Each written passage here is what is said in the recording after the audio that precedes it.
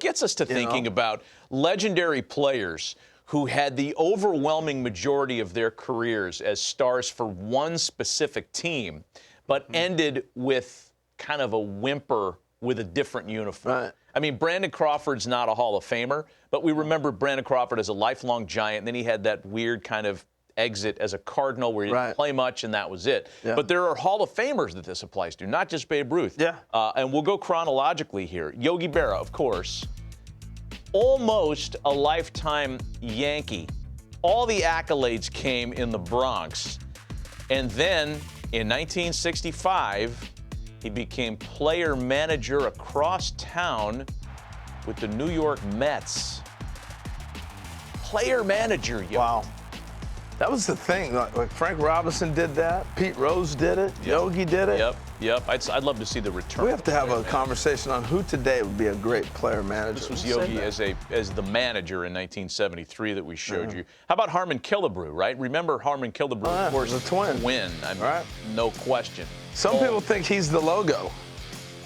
The MLB logo is Harmon Killebrew. Because of the flapless helmet? And the stance, when you see that. Handedness? Yeah. Sure. Well, did you know that Harmon Killebrew actually ended his career as a Kansas City Royal? It's like the Braves. Over 100 games in 1975. Huh. You know, as a final act, we've seen worse. But we kind of forget about the royal blue on Harmon's body. Yeah. How about Billy Williams? Sweet swinging Billy Williams. I mean, you know, if they didn't call Ernie Banks Mr. Cub, they would have called Billy Williams Mr. Cub. Six-time All-Star as a Cub. Ended his career in 1975 after being signed by Charlie Finley as an Oakland A. I remember him as an A. That's when I was a kid.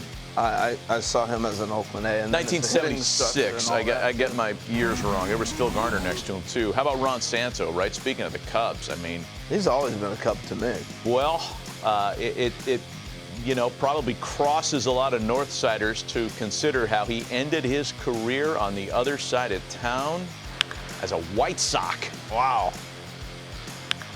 He's trying to buggy whip one, man. Ouch. If this could happen, that set the tone for Orel Hershiser becoming a San Francisco Giant. You can play for the rival team. Not so impactful as a Sox. He'll always be a Cub in the minds of many, including us, and our friend John Smoltz, a Brave in the Braves Hall of Fame. Yeah.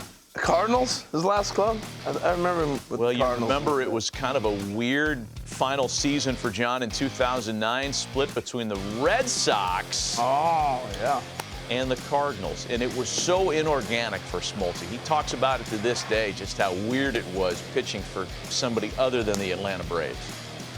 He flipping a knuckleball there? Yeah, he did. Something, I don't know. He could invent any pitch he wanted to. Holy cow. Hall of Famers that ended their careers with uniforms other than the ones we remembered them wearing.